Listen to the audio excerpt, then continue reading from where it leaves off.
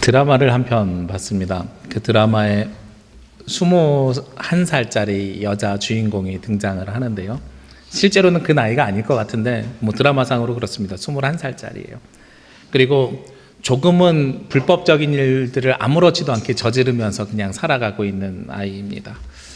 그래서 같은 회사 다니는 사람이 왜 저 아이가 저렇게 조금은 불법적인 일들을 저렇게 저지를까? 예를 들면 사무실에 있는 커피를 한 뭉태기를 들고 집으로 간다든지 아니면 사람들을 퉁명스럽게 대한다든지 그런 일들을 왜 할까 하는 것을 관찰했습니다. 그러다가 알게 된 사실 중에 하나가 부모님이 안 계시고 그리고 거동을 못하는 할머니를 모시고 산다는 걸 알게 됐어요. 그리고 그 드라마에서 그 여자 청년이 나오는 역할이 낮에는 회사에서 일하고 저녁에는 아르바이트를 하면서 사채빚까지 갚고 있는 모습이 그려졌습니다. 그런 것들을 보면서 너무나도 안타까워지는 거죠. 어른들이 볼 때는. 그래서 한 장면에 그런 대화 내용이 나옵니다. 불러다가 물어봐요. 너 부모님 안 계시니? 라고 물어보니까 이 아이가 굉장히 적대적으로 이야기합니다. 왜 부모님 안 계셔서 제가 버릇없어 보이세요? 이런 식의 톡 쏘는 말들을 해요. 그랬더니 그 어른이 뭐라고 대답을 하냐면 너 부모님 안 계신 걸로 편견 가지려고 하는 이야기가 아니라 너에게 하나의 방법을 알려주려고 해. 할머니는 왜 집에서 모시고 있니? 하고 물어봤더니 요양병원에 갔다가 돈이 없어서 쫓겨났어요. 이렇게 이야기를 하는 거예요. 부모님은 안 계시고 할머니는 요양병원에 갔다가 쫓겨났고 그러면 너 낮에 직장에 있는 동안엔 어떻게 하니? 성인용 기저귀 채워놓고 집에 가서 바꿔드려요. 그래, 그러면 방법이 있다. 우리나라에는 장기 요양보험이라는 제도가 있는데 부모님이 안 계시고 돌아가셨으면 그 혜택을 받을 수 있을 것 같구나. 주소지를 따로 하고 그리고 신청을 해서 할머니가 장애가 있는 등급을 받으면 무료로 할머니를 요양병원에 모실 수 있단다. 이런 내용의 이야기였습니다. 드라마에서 그 장면을 잠깐 딱 보는데요. 굉장히 안타까운 생각이 드는 거예요. 아이가 불법적인 일을 저지르고 그리고 때로는 성격이 퉁명스럽고 사람들에게 모든 것을 대드는 것 같이 사납게 구는 모든 이유들이 세상에 내가 의지할 곳이 없고 의지할 사람이 없었다는 것이고 어렵게 할머니를 모시고 요양병원에서 쫓겨나가지고 집에서 할머니를 모시고 사는 그 모습이 안타까운데 더 커다란 문제는 거기에 대해서 아무도 알려주지 않은 거죠. 나중에 알고 보니 어떻게 일이 해결이 돼요? 건강보험공단에 가서 장기 요양보험 신청하니까 내가 혜택을 받을 수 있는 대상이 돼서 할머니를 무료 병원으로 모시는 일이 드라마 속에서 그려졌거든요. 그러면서 이 남자 주인공이 그런 이야기를 합니다. 어른들이 이 아이에게 아무도 가르쳐주지 않아서 그래. 네가 잘못한 게 아니라 주변에 있는 어른들이 너에게 아무도 가르쳐주지 않아서 그래 라는 이 말을 하는데 제가 가슴이 굉장히 아팠어요. 그거를 어떻게 치환해서 이야기할 수 있냐면 우리가 하나님 나라 가는데 하나님 나라 못 들어가는 사람들에게 그렇게 이야기할 수 있는 거거든요. 주변에 있는 사람들이 가르쳐주지 않아서 그래. 우리가 신앙인으로 살아가야 되는데 신앙인으로 살아가는 것이 어떻게 살아가는 것인지 알아야 되잖아요. 그런데 주변에 있는 사람들이 가르쳐주지 않아서 그래. 저는 그 말이 그렇게 들린 거예요. 평안하게 살 수 있는데 굳이 고생하는 이유가 주변에 있는 사람들이, 알고 있는 어른들이, 먼저 경험한 사람들이 가르쳐주지 않아서 그래. 우리는 지난주부터 성령 강림주의를 맞이하면서 성령에 대한 말씀을 나누었습니다. 지난주에는 성령, 보혜사 성령이 어떤 분이신가 하는 걸 말씀을 나눴죠. 성령은 어떤 분이라 그랬어요? 진리의 영이고요. 우리와 함께 하시는 영이고요. 우리와 동행하시는 분이 바로 성령이라고 말씀하셨습니다. 그 성령을 보혜사라고 지난주에 예수님께서 말씀해 주셨는데 오늘 이 보혜사가 도대체 어떤 역할을 하는 성령님인가 하는 것이 오늘 말씀에 드러나 있습니다. 오늘 26절 말씀에 보면 보혜사 곧 아버지께서 내 이름으로 보내실 성령 이렇게 말씀하세요. 그리고 그 성령이 무슨 일을 하느냐? 첫 번째 보니까 너희에게 모든 것을 가르치고 내가 너희에게 말한 모든 것을 생각나게 하리라. 예수님께서 우리에게 이미 알려주셨어요. 성경을 통해서 우리가 이미 하나님의 말씀을 알고 있어요. 그런데 문제는 살아가면서 우리가 이 말씀을 기억하지 못하고 생각하지 못한다는 거죠. 오늘도, 지난주도, 지지난주도 여기 계신 분들은 와가지고 성경 말씀을 읽었고요, 하나님을 찬양했고요, 주일날 설교를 통해서 하나님의 음성 말씀을 들었습니다. 그런데 우리가 세상을 살아가면서 이 말씀이 기억나지 않아요. 왜 기억나지 않을까요? 보혜사 성령께서 함께 하시지 않으면 기억나지 않게 되는 거예요. 할머니를 집에서 모시고 있고 요양병원에 모셔갈 줄 모르는 아이가 왜 그랬다고요? 몰랐기 때문에 그렇잖아요. 우리가 알면 해결되는 일들이 생각보다 많거든요. 그런데 모르기 때문에 고생하는 일들이 있다는 거죠. 그리스도인들도 마찬가지입니다. 모르기 때문에, 하나님의 말씀인 줄 모르기 때문에 우리가 잘못된 길을 살아가는 경우들이 많이 있어요. 그래서 우리가 어떻게 해야 되냐면 이것이 하나님의 말씀인지 아닌지, 하나님의 뜻인지 아닌지를 알아야 됩니다. 그런데 이걸 알게 하시는 분이 누구시라고요? 보혜사 성령이라고요. 이 보혜사라는 단어가 우리말에서는 일상적으로 사용되지 않는 말입니다. 그래서 원어를 찾아봤어요. 파라클레토스라는 단어가 사용되었는데, 이 파라클레토스가 영어로는 어떻게 번역되었는지를 찾아봤더니 제일 많이 번역되는 게 카운셀러. 카운셀러가 상담자 혹은 조언자, 조력자 이런 뜻이죠. 그리고 또 다른 말로는 변호사, 또 다른 말로는 중재자, 이런 식의 단어로 사용됐더라고요. 그러니까 성령께서, 예수님께서 말씀하신 것을 우리에게 생각나게 해주실 때는 어떤 역할로 하시느냐? 보혜사로 역할을 하시는데, 이 보혜사라는 것은 우리에게 조언해주는 사람이라는 거죠. 우리가 무슨 일을 할 때 잘 모르고 할 때 있잖아요. 그런데 옆에서 먼저 경험했거나 아는 사람이 짧은 코멘트 하나 해주면 굉장히 쉽게 해결되는 일들이 있습니다. 그 일들이 바로 누가 해주시는 거냐? 보혜사가 해주시는 일이라는 거죠. 가끔 우리 교회 주방에 보면은요, 지하에 설거지 하다가 목사님 하고 저를 부를 때가 있어요. 그러고 가면 보통 무슨 일이 벌어져 있냐면 주방에 하수구가 역류해서 물이 이렇게 자작자작하게 차 있어요. 이게 뭐 때문에 그러냐면 지하에 있는 하수를 펌프로 해서 위로 올려야 되는데요, 그 펌프가 돌아가지 않을 때 생기는 일이거든요. 저도 처음에 왔을 땐 그 문제가 어떻게 해결해야 될지 몰라서 우리 이상해 권사님을 불렀어요. 권사님하고. 근데 이제 제가 그걸 알아요. 첫 번째 가능성이 뭐냐? 모터가 꺼져 있는 거니까. 모터가 꺼져 있으면 모터의 스위치를 키면 돼요. 근데 모터의 스위치가 수동하고 자동이 있는데 그 스위치에 불이 들어와 있지 않으면 그거보다 먼저 전기가 꽂혀 있지 않는 거예요. 전기는 어디에 있느냐? 주방에 들어가면서 왼쪽에 불 켜는 스위치예요. 맨 위에 게 모터 스위치고 밑에 두 개가 형광등 스위치예요. 근데 불을 끄시면서 자꾸 뭘 끄시냐면 모터를 끄세요. 그러니까 물이 안 나가는 거예요. 알면 쉬워요. 물이 자자자자 타오르네? 모터 옆에 있는 스위치일까? 아니면 주방에 들어가는 전기 스위치 중에 맨 위에 스위치가 꺼져 있을까? 둘 중에 하나를 선택하면 대부분 해결되거든요. 그런데 우리가 모르는 거죠. 그리고 그것을 예전에는 설명으로 들었는데 내가 굳이 경험하거나 관심이었거나 이러면 그것이 생각나지 않게 됩니다. 생각나지 않게 되니까 그 문제를 해결할 수도 없게 되는 거죠. 우리 앞에 인생에요, 문제가 생깁니다. 이 문제가 생기고 내가 이 문제를 어떻게 해결해야 될까 고민하게 되죠. 세상 사람들은 고민하는데 그리스도인들은 무엇을 해야 되냐면 기도를 해야 되는 거예요. 우리가 여기서 기도해야 되는 이유가 있는 거죠. 무엇의 임재를 구해야 됩니까? 보혜사 성령의 임재를 구하는 거예요. 그럼 이 보혜사 성령께서 어떻게 하게 하신다고요? 생각나게 하신다고요. 예수님께서 우리에게 이미 가르쳐 주신 것을 우리에게 생각나게 하십니다. 생각나게 하심을 통해서 우리가 주님의 뜻이 무엇인지를 알고 판단할 수 있는 근거를 우리에게 주시는 거죠.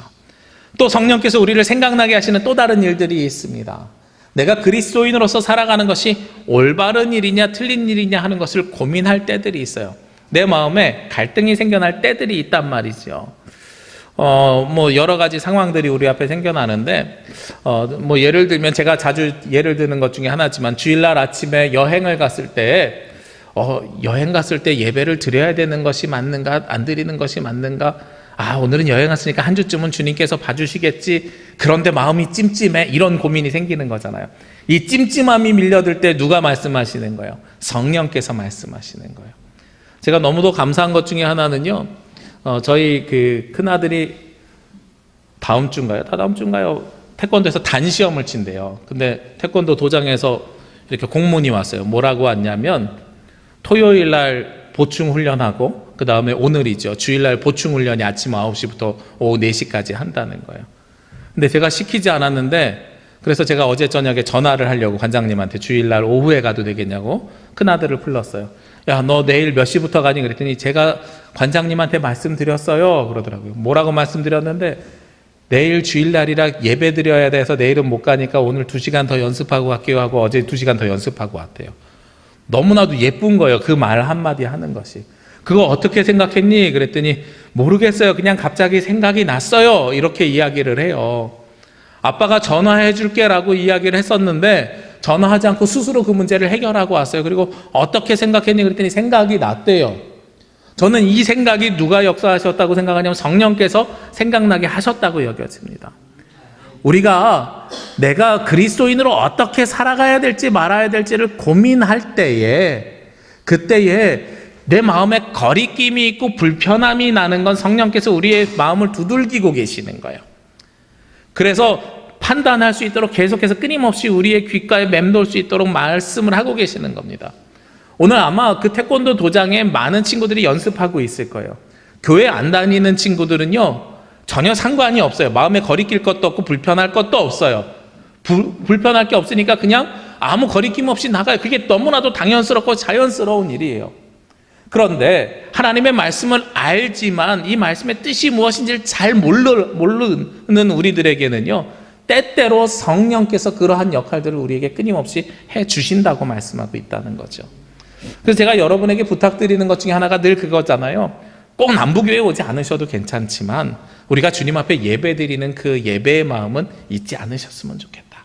어느 곳에서든 하나님을 만나고 어느 곳에서든 예배를 드리고 주일날 11시가 어려우면 더 일찍 예배드리는 곳에서 다른 곳에서 예배를 드리고 주일날 아침 오후 늦게까지 일정이 있으면 저녁에 예배를 드린 곳을 찾아서 예배를 드리고 제가 청년들이랑 막 사역할 때 그 일이 제일 힘든 일이었어요. 목사님 출근하고 싶은데요 주일날 쉬는 데를 못 찾아요. 그럴 수 있어요. 그래서 제가 뭐라고 권해줬냐면 처음에는 그래도 주일날 쉬는 곳 한번 찾아보지 그랬는데 이 친구가 2년 동안 실업자로 있으니까 이제 그 말도 더 못하겠는 거예요. 가라고. 일단은 네 인생 네가 자립하는 것도 중요하다고. 그럼 목사님 어떻게 해야 될까요? 주일날 예배 드리는 건 율법적일 수 있어. 수요일이 가능하면 수요일날. 아니면 너 어디서 끝나니? 저 성남에서 끝나는데요. 그러면 성남에 저녁 예배 드리는 곳 내가 알려줄게. 퇴근하고선이라도 예배를 드렸으면 좋겠어. 꼭 주일이 아니더라도 하나님 앞에 예배를 드렸으면 좋겠고 그 예배가 우리 교회가 아니더라도 어느 곳에서든 예배를 드렸으면 좋겠어. 시간이 11시가 아니어도 아침에 7시든 저녁에 7시든 꼭 예배를 드렸으면 좋겠어. 근데 그렇게 정말 성실하게 살아가는 친구들이 있더란 말이에요. 우리가 그 마음 속에서 성령께서 끊임없이 우리에게 말씀하십니다. 성령께서 보혜사 성령께서 우리에게 해주시는 가장 중요한 첫 번째 역할이 바로 그것입니다. 내가 살아가는 길이 그리스도인으로 올바른 길인가 예수님께서 말씀하신 그 길인가 아닌가를 구별시켜 주시고요. 그것이 생각나게 하여 주시는 것 이것이 보혜사 성령께서 하시는 첫 번째 역할인 거예요. 그래서 끊임없이 우리에게 조언자 역할을 해주십니다. 그렇게 주님께서 우리가 어디로 가야 될지 그 길을 가르쳐 주시면서 두 번째로는 무엇을 주시느냐 27절 말씀에 보니까 평안을 너희에게 끼치노니 곧 나의 평안을 너희에게 주노라. 이것은 어떤 평안이에요? 내가 너희에게 주는 것은 세상이 주는 것과 같지 아니하니라. 너희는 마음에 근심하지도 말고 두려워하지도 말라.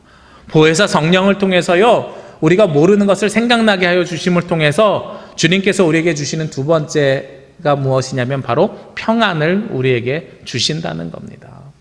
보혜사 성령은 우리에게 생각나게 하시고 조언해 주심을 통해서 우리에게 평안을 주신다는 거예요.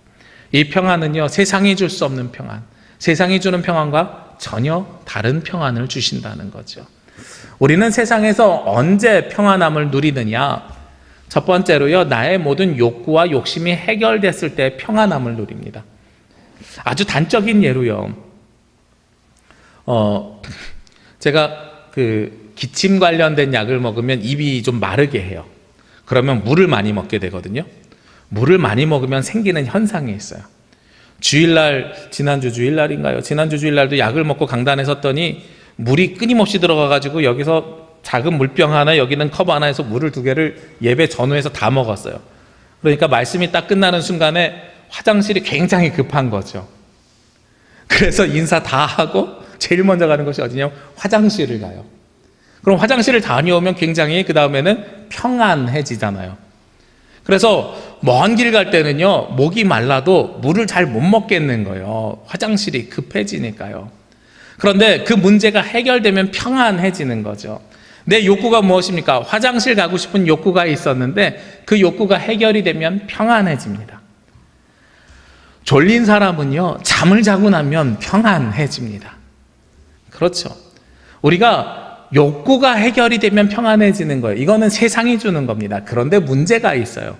이 욕구는요, 순환적으로 끊임없이 반복됩니다. 오늘 밤 되면 또 졸립습니다.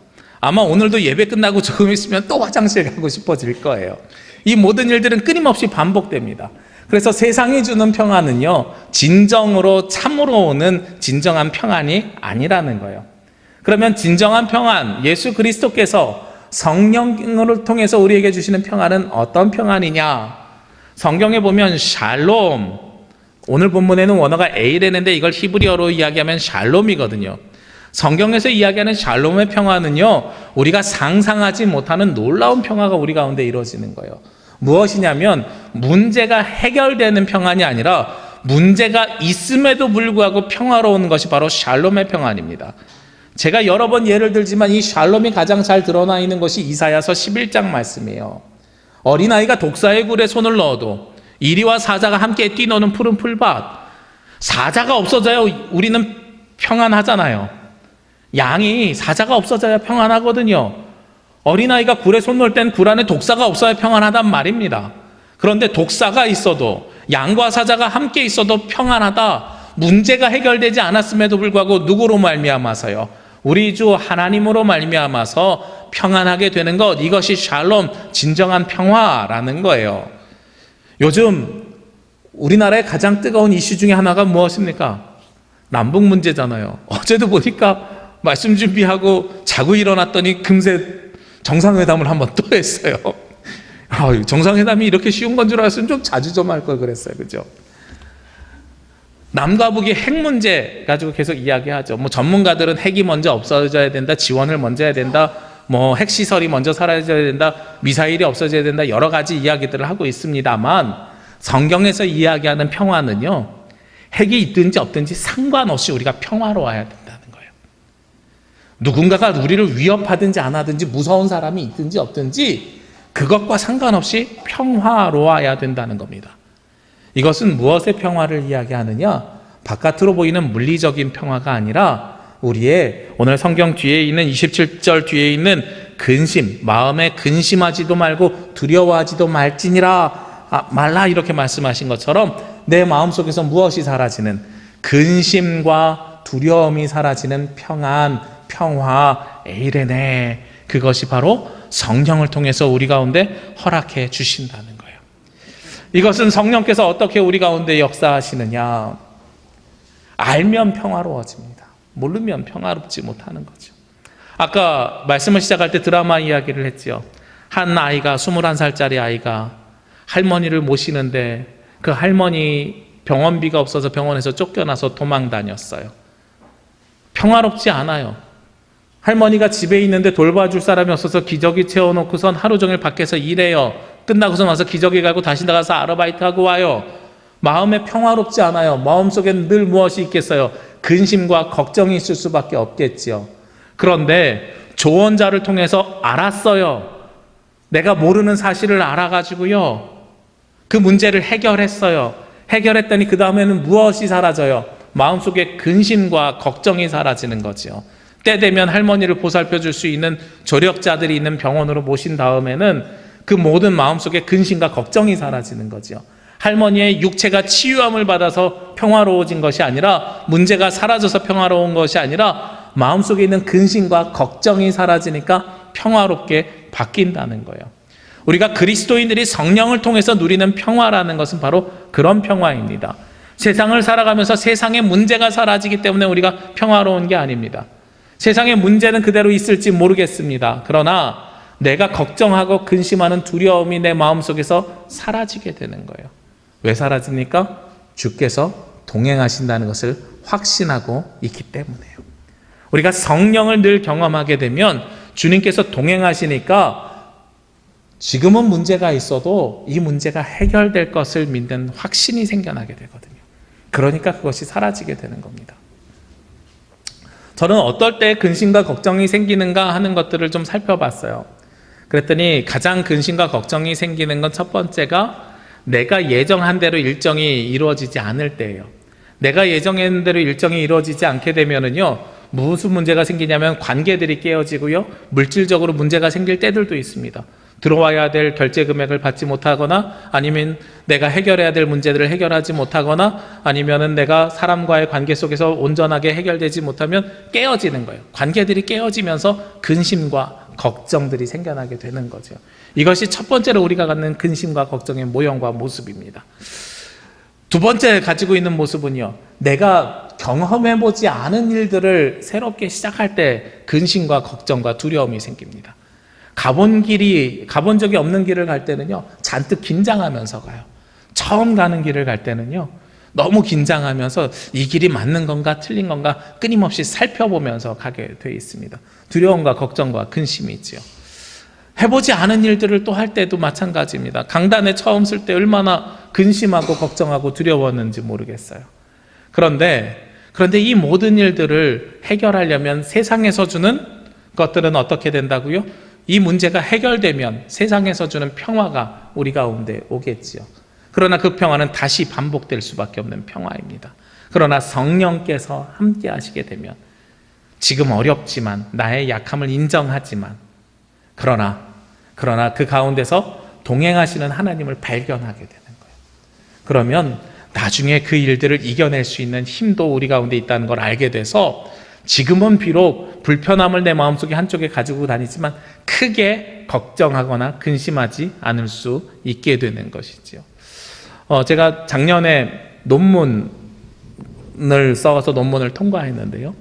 그런데 그 논문 심사를 볼 때 대기실에서 벌어졌던 일이 있었습니다. 논문 심사를 보는데 논문 심사를 보면 교수님들이 쭉 앉아있고 그 앞에서 내 논문을 발표하고 질문을 받으니까 사실은 걱정스럽고 두렵고 떨리거든요. 그런데 거기 앉아있는 사람들이 모두 다 걱정하는 거예요. 질문을 어떻게 하는지, 아니면 그 질문을 통해서 창피당하는 건 아닌지, 혼나는 건 아닌지 모두 다 걱정하고 앉아있어요. 그리고 맨 앞에 한 사람이 딱 들어갔다 오면 벌떼같이 몰려들어가지고 뭐 질문했어? 분위기 어땠어? 교수님들 뭐라고 말해? 이런 걱정과 근심거리들이 다 있죠. 왜 그 걱정과 근심거리들이 다 있는가 우리 알잖아요. 한 번도 경험해 본 적이 없기 때문에들 그렇죠. 근데 작년에 논문 썼던 사람들 중에 저만 2번째 대학원을 졸업하는 사람이에요. 그러니까 저는 예전에 신학대학원을 졸업을 했으니까요. 그러니까 저는 앉아가지고선 사실 마음속에 걱정하고 근심이 있는데 겉으로 보기에는 걱정하지 않으셔도 된다고. 이 또한 지나갈 것입니다. 그랬더니 앉아있는 분들이 뭐라고 말씀하시냐면 목사님이니까 그렇게 이야기하죠. 이 또한 지나갈 것입니다. 우리 같은 사람들은 이거 걱정돼서 두려워서 힘들어요. 이렇게 이야기를 해요. 근데 이 또한 지나가요. 정말로. 저도 교수님들이 질문을 안 한 것도 아니고 세게 하고 어려운 일들이 있지요. 그런데 이것이 우리의 먹고 사는 문제가 아니고 우리의 근심 걱정의 문제가 아니거든요. 중요한 문제가 아니란 말이에요. 결국은 이 모든 일들이 지나가게 되면 아무것도 아닌 일로 또 바뀌게 되는 일들이거든요. 그런데 그때까지 지나갈 때 어떻게 우리가 지나갈 수 있는 힘이 있는가? 성령께서 우리를 인도하여 주실 때에 우리가 문제 해결 방법은 우리의 생각과 방법이 다를 수 있어요. 나의 욕심과 욕구가 채워지지 않을 수 있어요. 그럼에도 불구하고요, 주님께서 주시는 참 평안이 우리 가운데 생겨나게 됩니다. 여기서 우리가 기억해야 될 사건이 하나가 있습니다. 무엇이냐면 세상이 주는 위로와 하나님께서 주시는 평안을 우리가 구별할 수 있어야 된다는 겁니다. 가끔 말씀을 전할 때요, 성도님들이 가장 많이 은혜를 받는 설교가 어떤 설교냐? 은혜 받았습니다라는 이야기를 가장 많이 듣는 설교가요, 위로하는 설교예요. 그래서 목사님 오늘 은혜 받았습니다. 이러면 어떤 데서 은혜 받으셨어요? 그러면 오늘 위로를 참 많이 받았어요. 제가 이렇게 힘든 일들이 있었는데 오늘 목사님이 힘들었던 이야기 하시면서 하나님께서 역사하신 것을 말씀해 주셨잖아요. 그러니까 저에게 참 많이 위로가 되더라고요. 참 희한하게도요. 그렇게 위로받는 설교 대부분은 목회자의 약함을 드러낼 때에, 저도 이렇게 연약합니다. 저도 이렇게 고생한 적이 있습니다. 우리 아이도 이렇게 아팠고요. 저희 아버지도 사업에 실패해서 제가 물질적으로 여기까지 바닥에 떨어져 본 적이 있어요. 이렇게 말씀을 전할 때 오히려 성도들이 많이 위로를 받으시더라고요. 근데 그건 위로받는 거예요. 그래, 공감하는 거죠. 목사님도 저렇게 어려운 시절이 있었어? 그런데 그 어려운 시절에 비록 시간이 지나고 나중에지만, 한참 지난 시간 뒤지만 하나님께서 이렇게 은혜 주셨대. 우리에게도 그럴 수 있어 하면서 위로받으면서 나에게도 그런 소망이 있겠어 하고 위로를 받는 거예요. 근데 이 위로를 받는다고 해서 우리에게 평안함이 생겨나진 않아요. 그 평안함은요, 궁극적으로 누가 주실 때 생겨난다고요? 성령께서 함께 하실 때만 생겨나는 겁니다. 위로는 공감하면 만들어지는 게 위로예요. 위로는 목사님 설교 아니어도요, 행복전도사들의 강의를 통해서도 만들어집니다. 그런데 평안은요, 제가 줄 수 있는 것도 아니에요. 설교를 통해서 드릴 수 있는 것도 아닙니다. 여러분들이 성령께서 함께 하심을 경험할 때만이 그 위로를 받게 되는 것입니다. 어린아이가 뒤뚱뒤뚱 걸음마를 배워서 걸어가면서요, 두려워하지 않는 이유가 있어요. 또 넘어질 것이고 사람들과 부딪힐 것이지만 두려워하지 않는 이유가 자기 뒤에서 부모가 항상 쫓아와서 나를 일으켜 세워줄 것을 믿고 있기 때문에 그렇거든요. 그러니까 이 성령께서 주시는 평안은 성령께서 동행하신다는 확신을 가지고 있는 사람만이 누리는 정말로 놀라운 은혜라는 거예요. 그래서 보혜사 성령을 통해서 하나님께서 가르쳐 주신 말씀을 깨닫게 하는 것이 첫 번째면, 그 말씀을 깨달음을 통해 마음의 평화를 주시는 것이 두 번째 모습입니다. 마지막으로 이 성령, 보혜사 성령을 통해서 우리에게 해주시는 것이 있습니다. 무엇이냐면 바로 믿게 해주십니다. 오늘 말씀 29절 말씀해 보면, 이제 일이 일어나기 전에 너희에게 말한 것은 일이 일어날 때 너희로 믿게 하려 함이라. 예수님께서 하늘로 먼저 가시거든요. 갔다가 이 땅에 다시 오실 것이란 말이에요. 그리고 예수님이 부활하실 것이란 말이죠. 우리가 믿을 수 없는 일들이 생겨나게 돼요. 그런데 성령, 보혜사 성령을 약속하심을 통해서 어떻게 하신다고요? 일이 일어날 때에, 예수 그리스도께서 재림하실 그때에, 혹은 십자가에 죽으실 때에 여러 가지 사건들이 일어나는데, 이 일들이 일어날 때 누구에게요? 보혜사 성령이 함께하는 사람들에게 믿게 하려 함이라 하고 말씀하고 있다는 거죠. 성령께서는 보혜사 성령을 통해서 예수님께서 주시는 마지막이요, 믿게 하는 겁니다. 우리가 믿는 것을요, 보통 이해하려고 해요. 요즘 특히나, 과거에는 믿으세요 그럼 진짜 믿었거든요. 그런데 요즘 사람들의 지적인 능력이나 수준이 올라갈수록 논리적으로 설득하고 설명해야 사람들이 고개를 끄덕입니다. 그래서 제가 요즘 보는 책들 중에 하나가 풍성한 삶으로의 초대라는 책이 있는데, 이 책이 되게 괜찮아요. 우리 성도님들 같이 읽고 저랑 이야기를 좀 나누고 이랬으면 되게 괜찮겠다 하는 책이에요. 근데 이 책이 제가 분석을 해봤더니 결국은 어떤 책이냐면 사형리예요. 이 사형리라는 게 있어요. CCC에서요, 요만한 걸 가지고선 예수님에 대해서 따라 읽으세요 하고서 쭉 따라 읽으면 영적 기도까지 하는 것이 있어요. 근데 이 사형리는 그냥 그대로 따라 읽게 하면서 아무것도 묻지도 따지지도 않고 믿게 하는 건데, 이 풍성한 삶으로의 초대라는 책은 어떻게 되어 있냐면, 이 사형리의 순서를 그대로 따라가지만 요즘 젊은 세대의 이야기의 관점에 맞게 논리적으로 설득하고 있는 책이에요. 그래서 당신은 예수님을 아십니까로 시작되는 이 사형리하고 비슷한데, 당신은 어느 문을 통해서 교회에 오셨어요? 우리가 예수님을 만나는 문은 크게 세 가지가 있어요. 이러면서 좀 풀어서 설명을 해요. 맨 마지막에 사형리의 끝은 예수님을 영접하셨습니까? 하고 영접했으면 우리 함께 기도합시다 하고 영접 기도를 하게 돼 있거든요. 그런데 이 풍성한 삶으로의 초대라는 책은 6R 이래가지고 예수님을 바로 영접하게 하는 게 아니라, 이 R 중에서 하나 자신의 상태를 점검해 보세요. 리조이스, 내가 예수님으로 인해서 다시 기쁨을 느끼겠습니다. 리서치, 난 다시 한번 알아보겠습니다. 뭐 이런 식으로 이성적으로 접근하는 책이에요. 요즘 그런 책이 젊은이들한테 오히려 설득력이 있고 복음을 전하기도 훨씬 수월해요. 왜? 요즘 세상 사람들이 논리적으로 이상적으로 딱 떨어지는 걸 좋아하니까요. 근데 그나마도 그래도 괜찮은데요. 이 책은 그래도 우리가 설득하고 내가 생각하고 내 입술로 고백하게 만드니까 저는 그래도 괜찮은 것 같아요.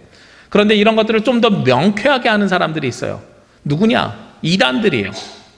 이단들은요, 성경을 가지고 명쾌하게 딱 풀어냅니다. A는 B고 B는 C고 C는 D니까 A는 D입니다. 그래서 여러분들은 이렇게 살아야 됩니다 하고 명쾌하게 딱딱 끊어서 풀어내요. 저도 그 사람들 책 보면은요, 혹 하고 넘어가기 쉽겠어요. 그런데 성경이라는 것이 이렇게 똑 떨어지는 이야기냐는 거예요. 똑 떨어지는 이야기가 아니라는 겁니다. 성경은요, 늘 살아서 역사하는 책입니다.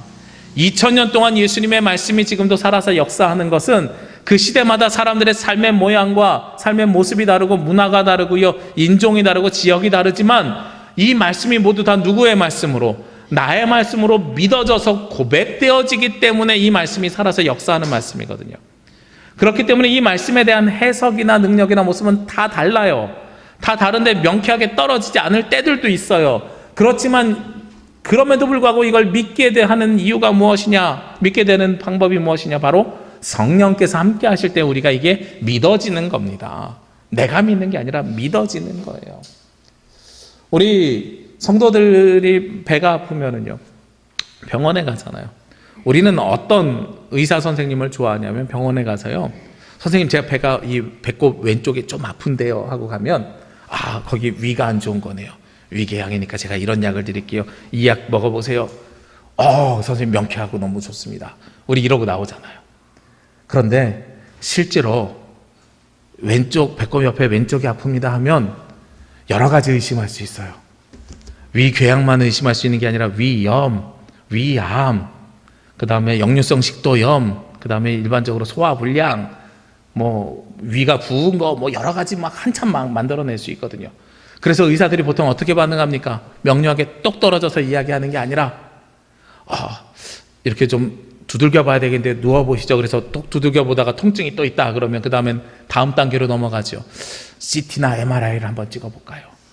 내시경 해봐야 되지 않겠어요? 이런 식으로 단계를 넘어가죠. 정확하게 대답해 주지 않고 자꾸 검사를 하면 우리는 나오면서 그래요. 저 의사가 그냥 돈만 많이 벌려고 계속 검사를 하자 그래. 이렇게 이야기하잖아요. 똑 떨어지지 않으니까. 그렇죠? 우리가 똑 떨어진다고 해서 모든 것이 명확한 것이고 모든 것이 믿을 만한 게 아니라는 이야기예요. 하나님의 말씀도 그렇게 똑 떨어지지 않아요. 그런데 오늘 주신 말씀이 오늘 나에게 살아있을 수가 있어요. 나에게 정확하게 맞을 수 있어요. 오늘 내가 여기가 아파서 병원에 갔는데 의사가 한 이야기가 기가 막히게 맞아 떨어질 때가 있어요. 중간에 누가 역할하실 때요? 보혜사 성령께서 역할하셔서 조언해 주실 때에 그것이 가능한 일이라는 겁니다. 그래서 보혜사 성령의 마지막 세 번째 역할이요, 우리가 잘 모르는 것, 우리에게 선명하지 않는 것, 우리에게 명확하지 않는 것을 믿어지게 하는 것, 이것이 보혜사 성령께서 우리 가운데 역사하시는 거예요. 그래서 우리가 이 성령 강림주의를 지내면서요, 보혜사 성령이 우리와 함께 있기를 기도하셔야 됩니다. 그래서 이 보혜사 성령을 통해서 예수님께서 우리에게 말씀해 주신 것을 끊임없이 생각나게 하셔야 됩니다. 그래서 그 생각나는 그 음성에 귀를 기울이면서 그 말씀대로 살아가게 되면 주님께서 우리에게 다음 단계로 평안함을 주십니다. 그래서 그 평안함을 얻고 우리가 이 땅에서 삶을 누리면서 살아가게 되면은요, 주님께서 주신 이 말씀이 명확한 것이 아닐지라도 우리에게 어떤 현상이 벌어져요? 믿어지는 놀라운 역사가 우리 가운데 일어나게 되는 거예요. 이것이 바로 예수님께서 보혜사를 우리에게 보내주신 이유입니다. 보혜사는 진리의 영입니다. 우리와 함께 하시는 영입니다. 우리와 동행하시는 영입니다. 이 영이 우리 가운데 함께함을 통해서 주님께서 이미 알려주신 것들을 생각나게 하시고 그것을 알므를 통해 우리에게 평안이 허락되길 원하고, 그리고 평안함을 통해 주님을 온전히 믿는 믿음의 역사가 저와 여러분이 함께 나타나기를 주의 이름으로 기도합니다. 기도드리겠습니다. 거룩하시고 은혜로우신 아버지 하나님, 이 시간 주님 앞에 나와 기도하고 간구하며 보혜사 성령께서 우리에게 가르쳐 주신 것을, 생각나게 하여 주신 것을 기대합니다. 그 생각난 것을 통하여 평안이 우리 가운데 있길 원하고, 그 평안으로 인하여 마음의 근심과 두려움이 사라지고 오직 주님을 온전히 믿는 믿음이 굳건케 하여 주시옵소서. 아버지 하나님, 그로 말미암아 우리의 인생이, 우리의 삶이 보혜사 성령께서 동행하시고 함께 하시는 삶을 살아가길 원합니다. 진리의 영을 허락하여 주셔서 그 뜻을 분별함으로 말미암아 오직 주님께 영광 올려드리며 평안하며 형통하며 온전히 주를 믿는 삶을 살아갈 수 있도록 인도하여 주옵소서. 이 모든 말씀 예수 그리스도의 이름으로 기도합니다. 아멘.